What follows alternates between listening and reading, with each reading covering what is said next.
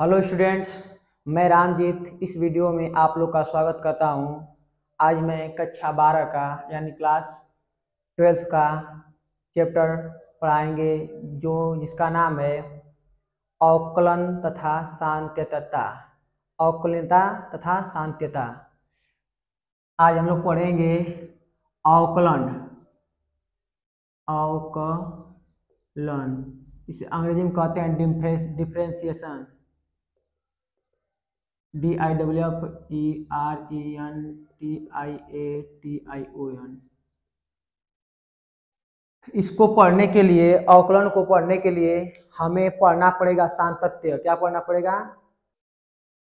देखिए, अवकलन पढ़ने के लिए हमें पढ़ना पड़ेगा सांतत्य। क्या पढ़ना पड़ेगा? सांतत्य। इसको समझने के लिए हमें पढ़ना पड़ेगा सांतत्य से कहते हैं कंटिन्यूटी। CONTINU continuity. और सांतत्य को समझने के लिए पढ़ना पड़ेगा लिमिट। क्या पढ़ना पड़ेगा? लिमिट, जिसे कहते हैं सीमा। अवकलन का मतलब होता है change of maths, change of mathematicals. अवकलन का मतलब होता है डिफरेंशिएशन। डिफरेंशिएशन का मतलब चेंज होना। जैसे हम लोग का जो बाल है, नाखून है, और प्रत्येक जो हम लोग के शरीर के अंदर कोशिकाएं हैं वो प्रतिदिन क्या हो रही है? चेंज हो रही है। जैसे हम लोग का बाल बढ़ रहा है, थोड़ा थोड़ा प्रतिदिन बढ़ता जा रहा है, नाखून बढ़ रहे हैं। इसका मतलब हमारे शरीर में थोड़ा थोड़ा चेंजेस हो रहे हैं। तो इन चेंजेस को ज्ञात करने के लिए, जैसे पौधा बढ़ रहा है, हमारी उम्र बढ़ रही है, प्रत्येक चीज में कुछ न कुछ वृद्धि हो रही है, कुछ न कुछ परिवर्तन हो रहा है। इन परिवर्तनों को निकालने के लिए या ज्ञात करने के लिए हम लोग अवकलन विधि का प्रयोग करते हैं। तो अवकलन पढ़ने के लिए या अवकलन ज्ञात करने के लिए हमें पढ़ना पड़ेगा सांतत्य, और सांतत्य पढ़ने के लिए क्या पढ़ना पड़ेगा? लिमिट। तो आज हम आपको लिमिट के बारे में चर्चा करते हैं कि लिमिट क्या होती है। आज हम लोग लिमिट के बारे में चर्चा करते हैं कि लिमिट क्या होती है।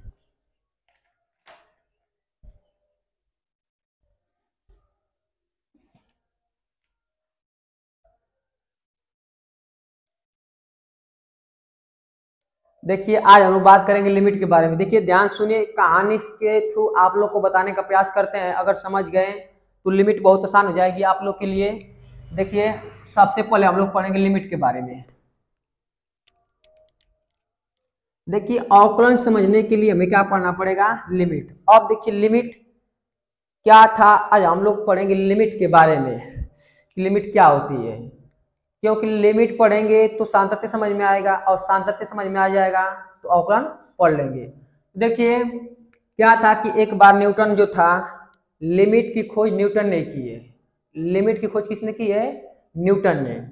तो न्यूटन को लिमिट की आवश्यकता क्यों पड़ गई?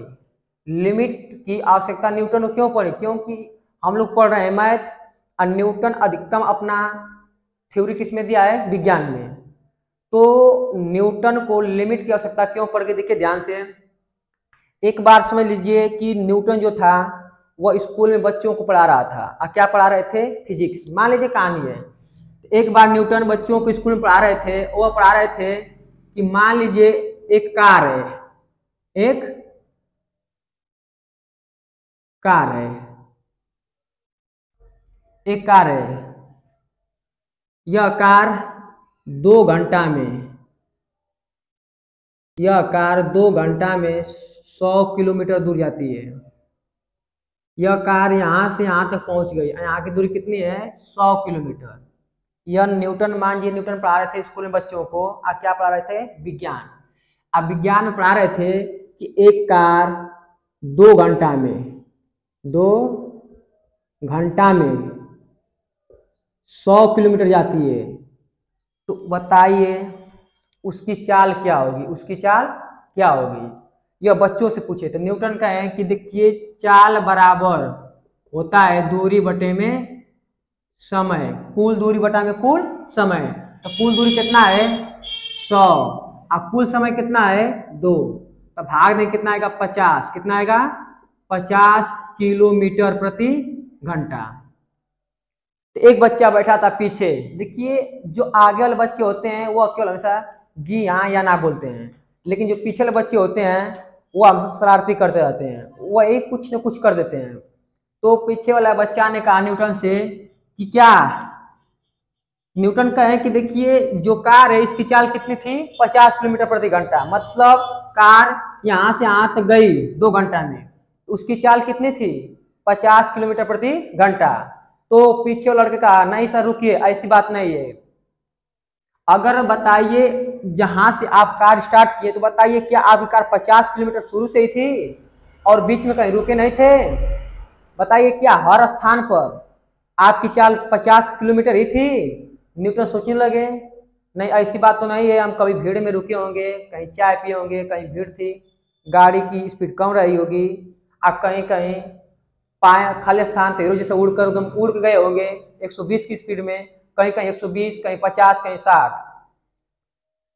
तो उन्होंने कहा कि नहीं यह औसत चाल है। क्या है? औसत चाल। देखिए हम जब भी कुल दूरी बटा में कुल समय करते हैं तो हमें मिलती है औसत चाल। क्या मिलती है? औसत चाल। तो उस लड़के ने कहा कि नहीं सर हमें औसत चाल नहीं, चाल बताइए चाल कितनी होगी इसकी। न्यूटन फंस गए। अब और उसने एक और कठिन प्रश्न कर दिया कि ठीक है सर हम मान लेते हैं, तो बताइए यहाँ पर एक बिंदु सी है, यहाँ पर एक बिंदु सी है, इस पर बताइए कि बिंदु सी पर उसकी चाल कितनी थी। अब और फंस गए न्यूटन हुआ। तो न्यूटन के समझ में जब बाहर हो गया तो उन्होंने कहा कि ठीक है आज क्लास रहने दीजिए, बहुत अच्छा प्रश्न, बहुत अच्छा प्रश्न, अब हम आपको कल बताएंगे। होता है ऐसे कि जब टीचर को प्रश्न ना आए तो टरका देते हैं और कहते हैं कि चलिए इसके बारे में कल बताएंगे। तो न्यूटन भी ऐसा ही किया, कहा कि चल बहुत अच्छा प्रश्न है, बहुत अच्छा प्रश्न, चलिए इसके बारे में आपको कल बताएंगे। तो न्यूटन घर पर गए और बेचैन हो गए और अपने आप में उसको चिंतन मनन करने के लिए कि बच्चों को किस प्रकार हम बता दें। और प्रश्न बढ़िया था कि यहाँ पर चाल कितनी होगी। जैसे मान लीजिए आप वही घर से निकले गाड़ी लेकर, बाइक लेकर, हमको जाना था बनारस, हम 100 की स्पीड में चल रहे हैं, तो बताइए क्या हर स्थान पर 100 की स्पीड रहेगी? कहीं भीड़ रहेगी तो स्पीड कम कर लेंगे, कहीं खाली पाएंगे उससे अधिक पार कर देंगे। तो मतलब हर स्थान पर जो चाल रहती है वो समान नहीं रहती है।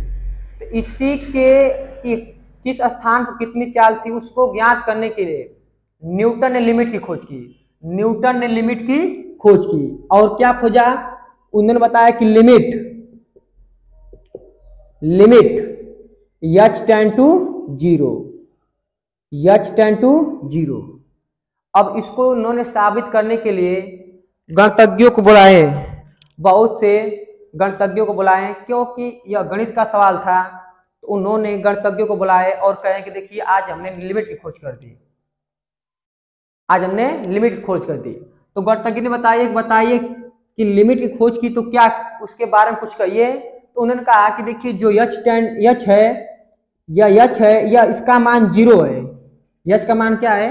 0, लेकिन h 0 के बराबर नहीं है।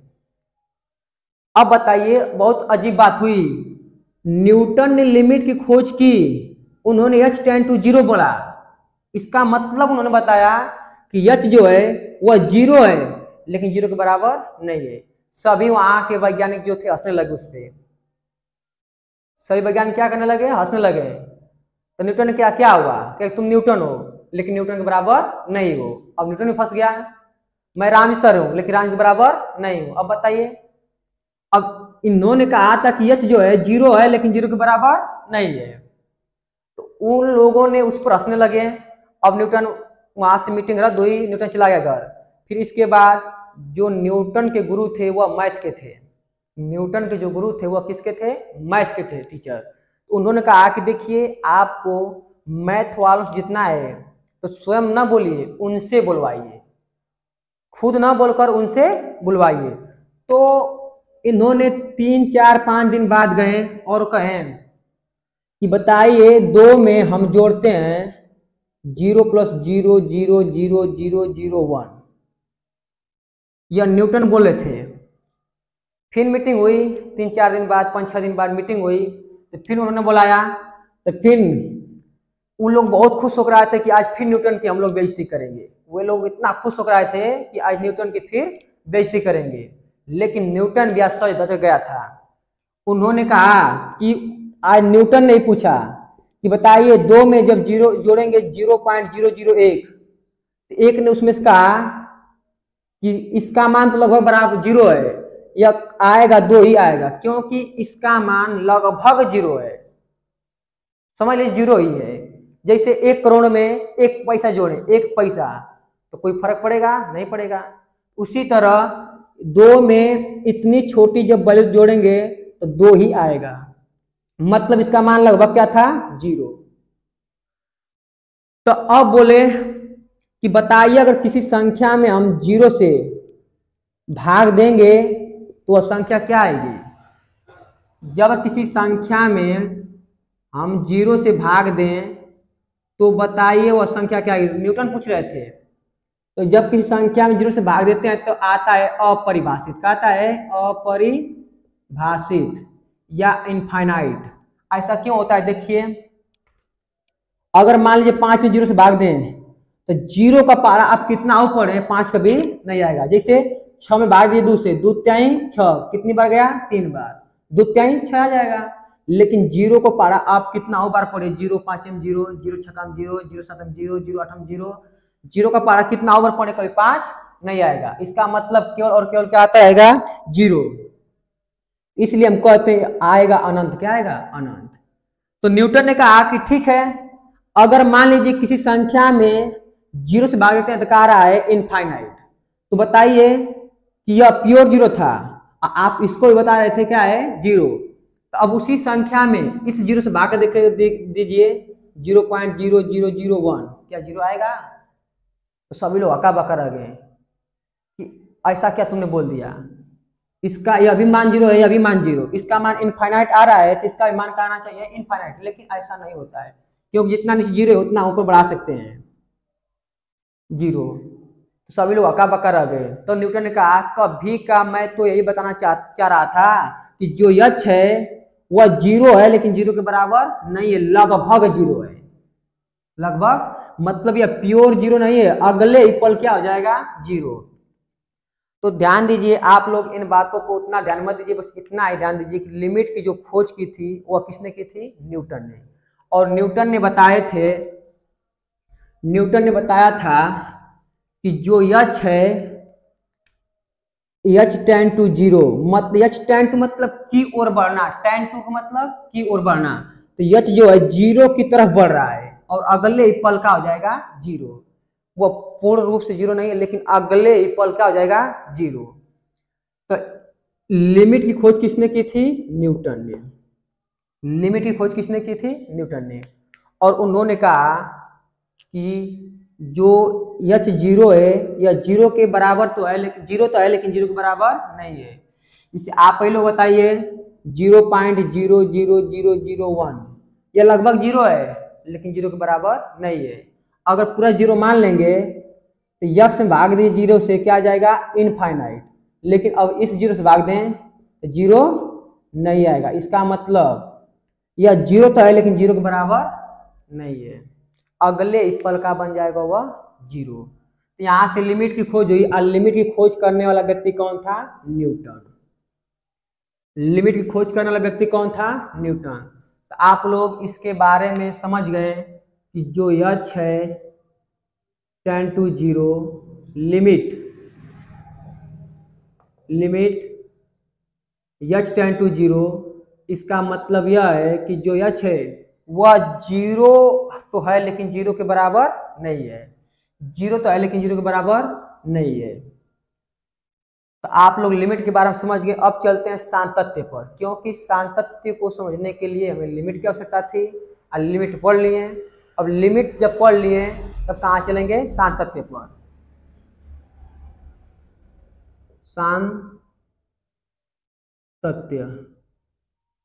सांतत्य देखिए, सांतत्य किसे कहेंगे? कंटिन्यूटी।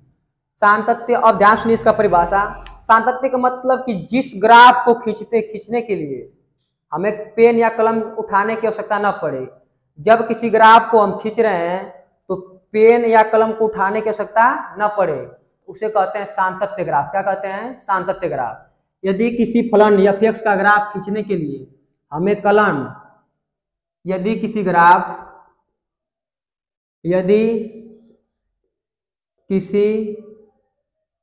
फलन f x का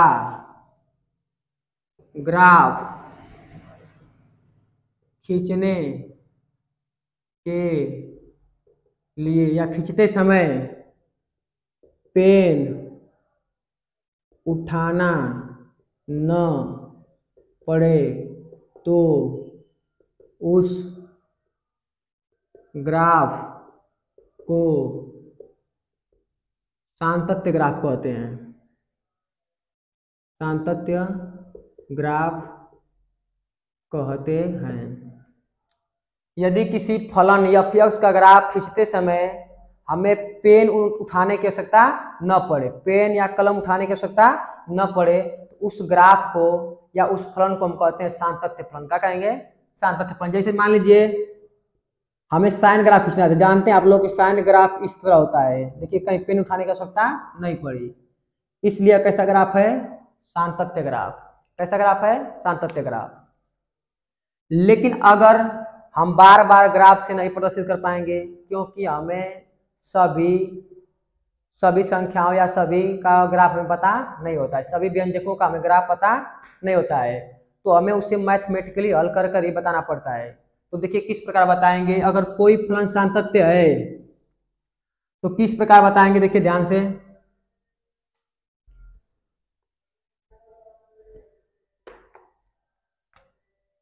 तो यदि कोई फलन सातत्य है, मान लीजिए कोई फलन f x है, अगर कह दें कि x बराबर c पर वह सातत्य है, इसका मतलब कि सातत्य कब होगा?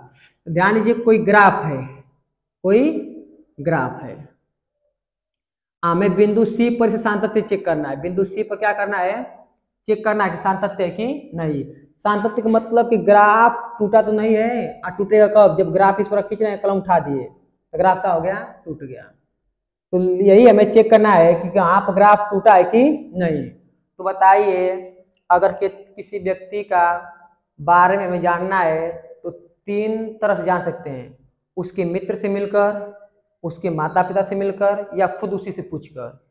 अगर किसी के बारे में हमें डिटेल जानना है, उसके बारे में कि उसका गुण कैसा है, उसका स्वभाव कैसा है, रहन सहन कैसा है, तो या तो उसके मित्र से पूछ सकते हैं, या उसके माता पिता से, या तो उसे खुद पूछ सकते हैं।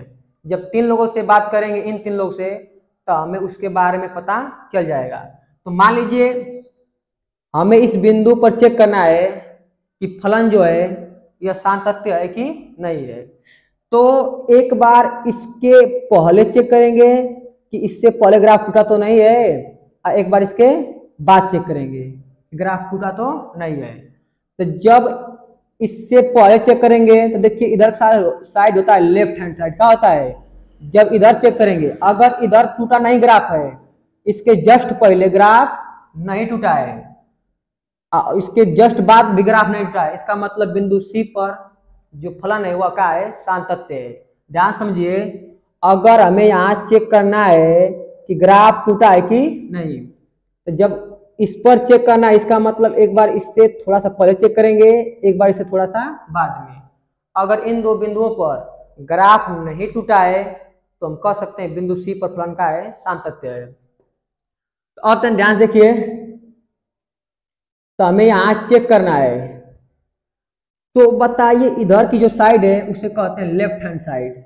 इधर की साइड क्या होती है? Left hand side.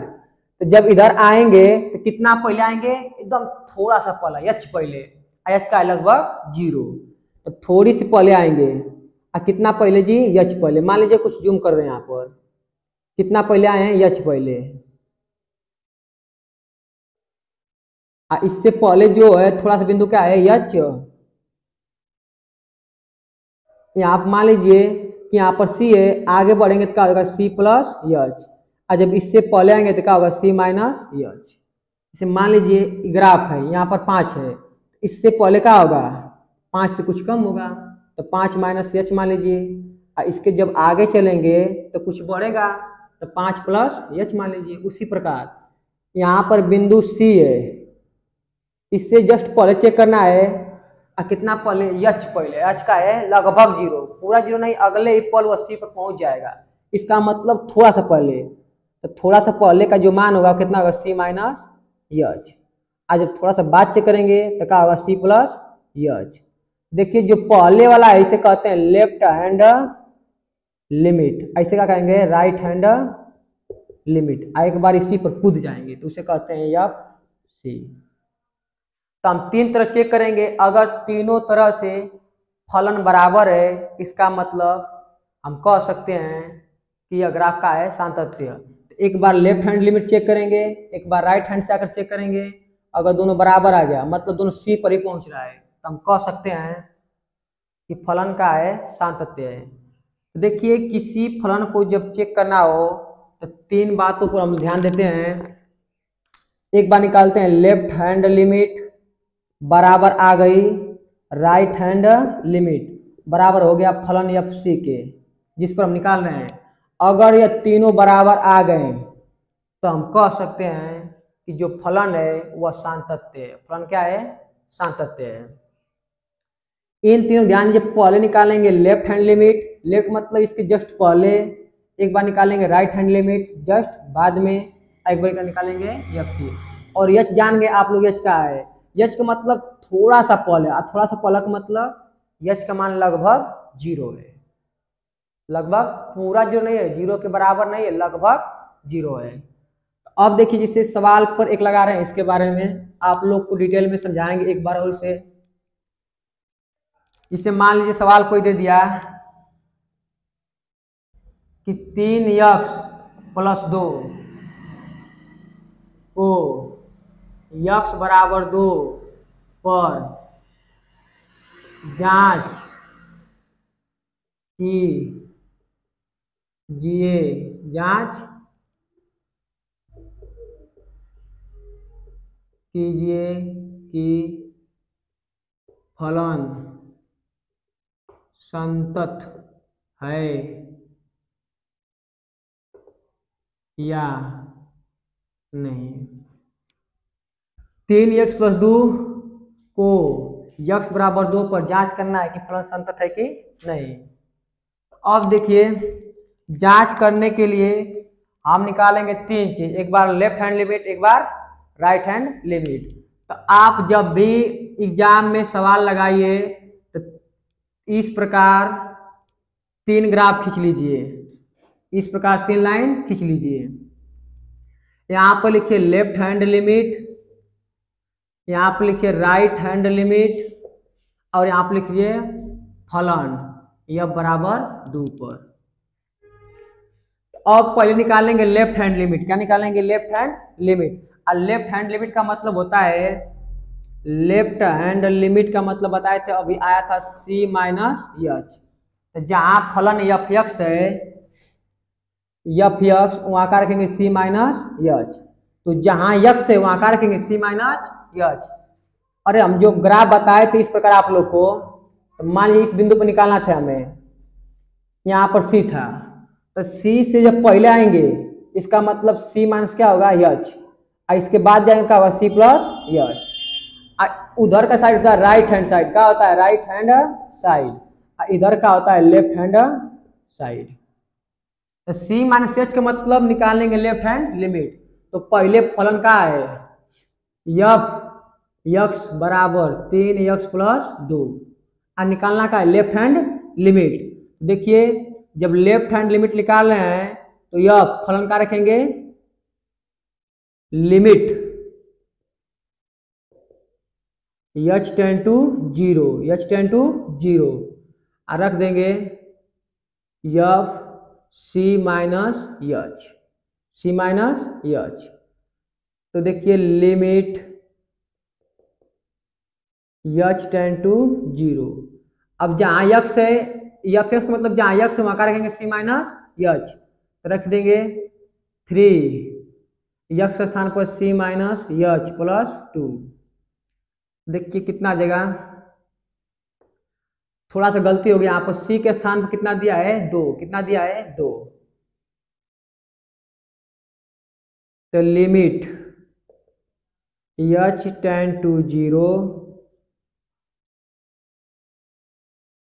3 यहाँ पर हो जाएगा 2 माइनस एच प्लस 2। अब एच का मान 0 रख दीजिए, तो लिमिट क्या आ जाएगा 3, 2 माइनस 0 प्लस 2। तो देखिए लिमिट, अब जब एच का मान रख दे हटा दीजिए, 2 3 6 प्लस 2 कितना आ गया 8। तो लेफ्ट हैंड लिमिट का मान कितना आ गया 8। अब एक बार निकाल राइट हैंड लिमिट, तो 1 मिनट रुकिए। देखिए यहाँ पे क्या आ जाएगा 0। जब इसे हल करेंगे तो लिमिट का जब मान रख देंगे 0, तो कितना हो जाएगा 3 दूना के 6, 3 दूना के 6 माइनस 0 प्लस 2 कितना आ गया 8। तो लेफ्ट हैंड लिमिट का मान कितना आ गया 8। उसी प्रकार हम निकालेंगे राइट हैंड लिमिट। तो राइट हैंड लिमिट निकालेंगे तो लिमिट h टेंड टू 0। हमें निकालना है फलन x बराबर कितने पर, x बराबर 2 पर। तो 2 प्लस एच, तो 2 प्लस एच का मतलब कि जब प्लस कर रहे हैं इसका मतलब उस साइड जा रहे हैं, आउट साइड का होता है राइट हैंड साइड। अब देखिए फलन जहां रख दीजिए, तो फलन है लिमिट h टेंड टू 0। अब फलन का दिया है 3, यक्स का स्थान कितना रखेंगे, यक्स के स्थान पर रखेंगे 2 प्लस एच प्लस 2। तो अब एच के स्थान कितना रख देंगे 0, एच के स्थान कितना रख देंगे 0। तो कितना आएगा 3, 2 प्लस 0 प्लस 2, तो 3 दूना के 6, अब प्लस 0 बरा प्लस 2, तो 6 2 कितना होगा 8। देखिए राइट लेफ्ट हैंड लिमिट और राइट हैंड लिमिट का आ गया बराबर। अब फलन चेक करते हैं, एफ एक्स बराबर 2 पर, तो चेक कीजिए। तो जब यक्स से 2 रखेंगे इसका मतलब कि एफ 2 पर जब चेक करेंगे फलन संतत है कि नहीं, तो 3 गुणे 2 प्लस 2, 3 दूना के 6 प्लस 2 कितना आ गया 8। तो देखिए हमारा लेफ्ट हैंड लिमिट और राइट हैंड लिमिट और एफ 2 पर फलन का है बराबर है। अतः हम कह सकते हैं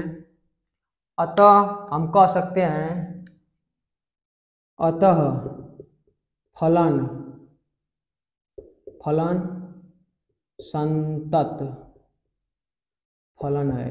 तो संतत फलन होने की शर्त यही है कि यदि left hand limit, right hand limit और फलन परिमाण तीनों बराबर आ जाए तो हम कह सकते हैं कि फलन का है संतत है।